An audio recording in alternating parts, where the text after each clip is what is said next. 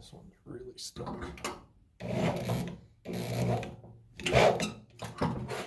Here we have the absolutely creative way to do tapping. This is a assembly out of my Sherline lathe and mill assembly.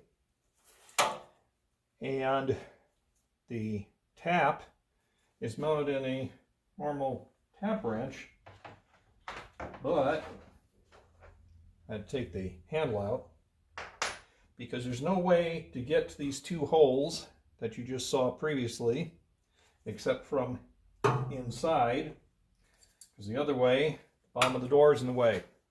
So now they're tapped again. I used that and a 7/16 socket and a wrench and carefully did it. They're both re-tapped. One of the odd things you might have to do when restoring a vehicle is figure out a unique way to solve a problem.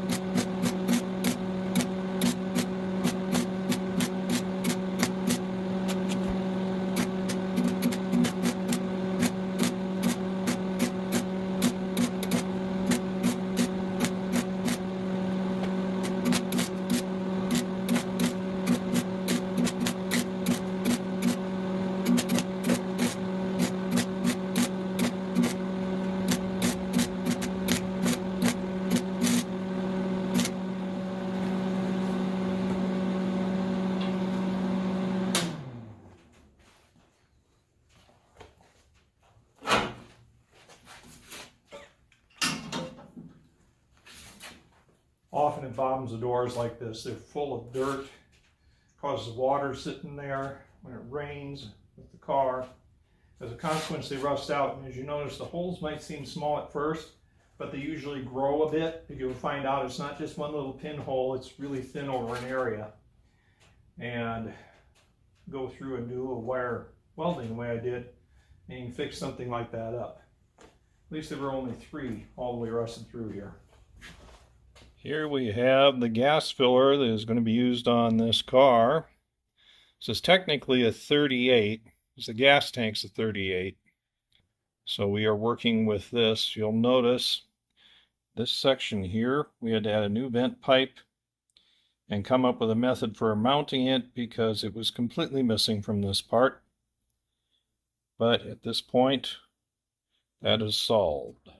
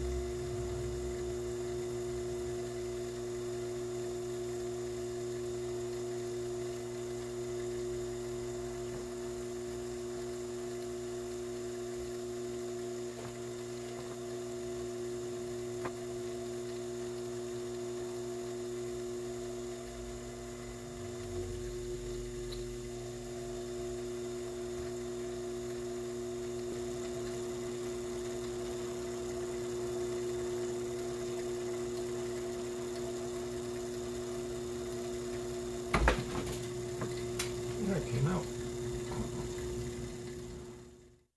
Here we have the handle that we just got the cross pin out of. Originally, they do not have a cross pin. Somebody worked on this before, added a cross pin, put it back together. That's a reasonably good way to do it. Originally, when you look at them, they have stampings. Let's see, let's pick this one up. They were essentially stamped, probably with a heavy-duty hydraulic press, 4 points, so the ring could not pass down, and you would end up having the spring, the ring, the 4 points squished. It holds it all together and holds the door handle where it's supposed to be. However, to get this off, you have to get rid of those 4 little posts. We're going to replace it with this square nail, which is for an air brad nailer, and that'll work. We'll put it through there and we'll bend down each side and we'll put it all back together. Now the question is, well, why did you do all this? Well, this is now essentially 90 degrees to the base of this handle. As you can see in this one, it is no longer 90 degrees to the base of the handle. It's cocked way off to the side. That's how that one was before I took it apart and fixed it. I have no idea how that's happening. That's a 1/4-inch piece of steel. I don't know what somebody's done to it in its life. But if we don't make it straight again, you can't have this line up on the side of the car correctly. And this handle would be put on the passenger side merely because we have a little bit of bad spot on the very bottom, but you would never see that on the car. Saves Kenny having to have this replated. So we're going to put that on the bottom side, and that will solve the handle issue now that we've straightened it up. When we reassemble it with this brad, be all done with it. Here you can see how this unit is pretty much pressed in place. I have not screwed it on because the door is in prime, ready for paint. But you can see that if it were fastened down, it's nice and parallel against the car now. And it stays up. All that's fixed by straightening it and putting it back together with a new. Here are the remaining handles. This one needs to be polished up a bit, but looks pretty good. Next one over, we're going to disassemble it. It doesn't have enough tension. This is one they pinned, but that pin is not giving the correct tension on it, so we're going to change it. Needs a little polishing too. This one, you notice, has no ring, no spring, so we're going to have to get the ring off of this one and find an appropriate spring to put the 4th one together. Here we have the driver's side door handle being the long portion. Over here you have your base. Where the handle meets the base, it was overplayed. We had to grind on the handle down inside to make it fit properly. Here we can see the 4 completed exterior handles. Now these were all done up now because our doors are going to be painted in the near future, and when they're painted, we don't want to be trying to find out, do these fit properly, when we could scratch up all the paint.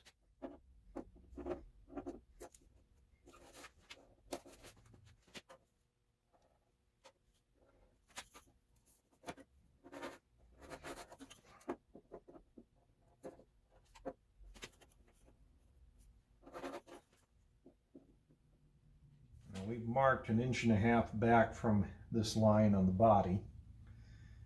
As you noticed, I put the tape down. So we had a spot to work with. We're only going to drill the top hole for the moment. Then we'll figure out our bottom one for sure. We have to keep it below. This is where the trim is going to mount. So we're going to use this point. Now the one we're mounting is a Chinese reproduction. I'll show you the one on the combination coupe, which is a back in the day real aerial. They're similar, but I must be honest, the back in day one looks nicer to me. So we'll finish drilling this next.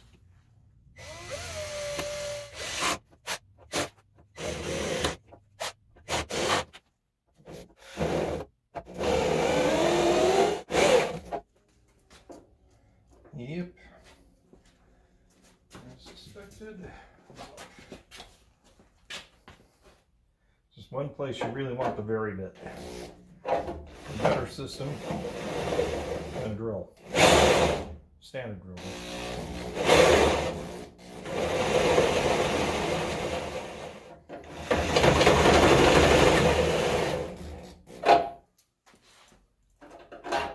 That works. And you can see why we would do this now instead of wait till the car is painted. It's just another one of those things that you don't really think about that you have to take care of so that you don't screw up a beautiful paint job. Because if this gets screwed up now on the primer, that's no big deal. But boy, if this were painted, it becomes a big deal. So this is why it gets done at this point. An awful lot of things you want to do on the car get done before you ever go to paint it. I know some people go the other way around, but I'll tell you something that's really true. Every one of the cars I've done, I haven't painted till they're running around even. So, kind of gives you an idea that I think that the vehicle should be a certain way before we get to painting it. Here we have the aerial on the combination coupe. This was purchased, oh, probably 20 years ago on eBay. But you can see that it is different, has that nice red plastic top. This would be a taller aerial than the other one over there for the car we're working on.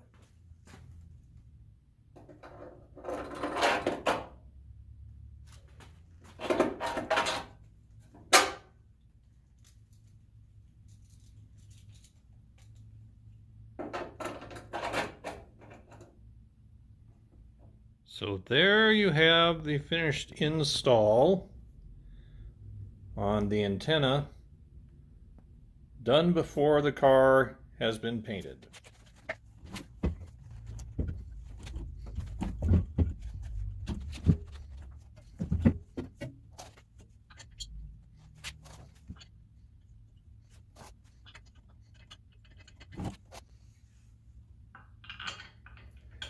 As you see me putting on the wheel here with the tire, don't worry about this stuff, that'll come off. You notice that the center gets scratched when you put it on. It's exactly what happened in the 1930s. It is impossible not to get them to scratch. It's just what you're going to expect, because you're metal against metal, with just paint in between. That's it. Now we're going to tighten that up, and that's the first of 4 wheels and tires going on the car. As I said, I'll clean that off and any other little smudges, but the car will now be rolling completely. I could stick the hubcaps on now. When that's done, we'll scratch all of these, and I believe I told you that back when they were initially finished. Also, when we put the wheel trim ring, we'll scratch up this inner edge. That's all the way it would have been at the factory. You would have got your car delivered that way. But when we put the hubcap on and the wheel trim ring, then we'll have 2 areas that give us a good line to run against to add the striping in here, which we're going to do in vinyl.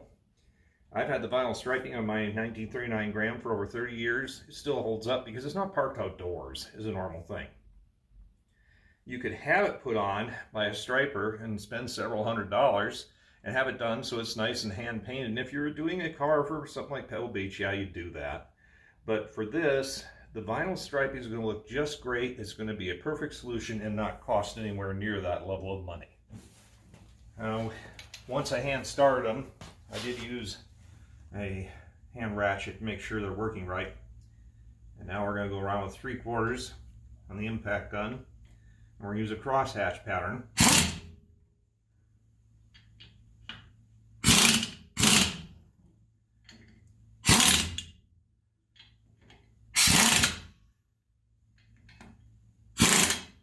You notice I'm switching the crosshatch like I said, but I'm also not going all the way at once because you don't want to distort the rim in here. So we go a little bit at a time, getting it into place where it belongs.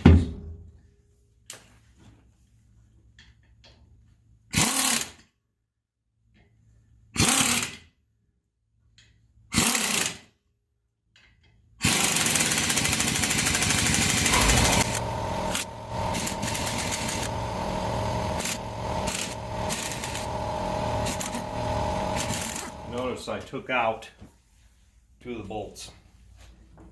They were going in tighter than I would like them to go in. So I'm going to chase these threads with a 1/2 inch National Fine Thread tap. By so doing, we hope to just eliminate that little extra bind, because we shouldn't have that level of bind going on. But these are very old. They have been worked on throughout their life, and they don't seem to be as nice as they should be on these 2 holes.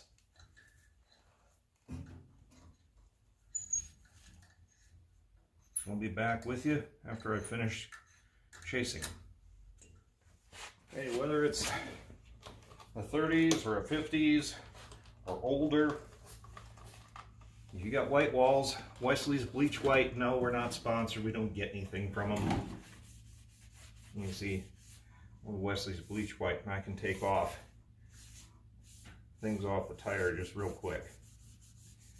Now I won't make it perfect at this point. I'm just going to take off the dirtiest spots, because this car is quite a ways from done yet. We just don't want something to become permanent. And so we're going to clean up the really bad stuff. It's not too bad from the tires being mounted. Yes, I have to send those out. I don't have tire equipment for doing something like this. In this case, I took them to a shop called Heath's, where a young guy who goes by the name of Squirrel, that's his nickname, did these. He did a tire change on one tire on my Aston Martin. He did a beautiful job. Figured if he could handle that, he could handle this, and he did a very good job with it.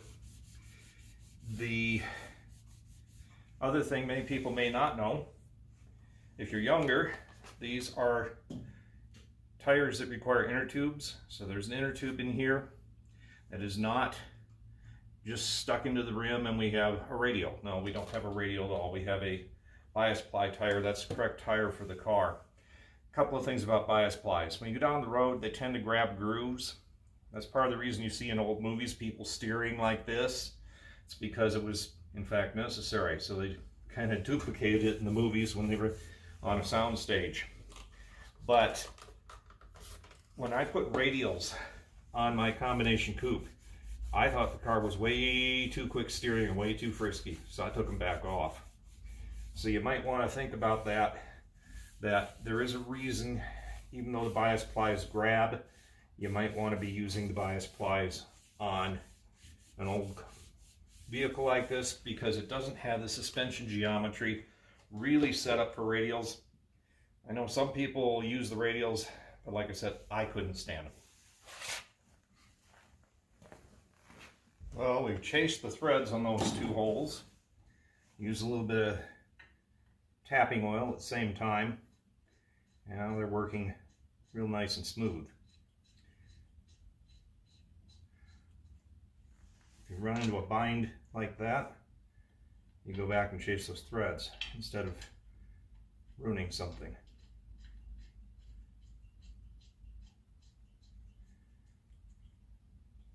And we're going to finish tightening these up. Oops. Be nice if I put it on forward. There we go.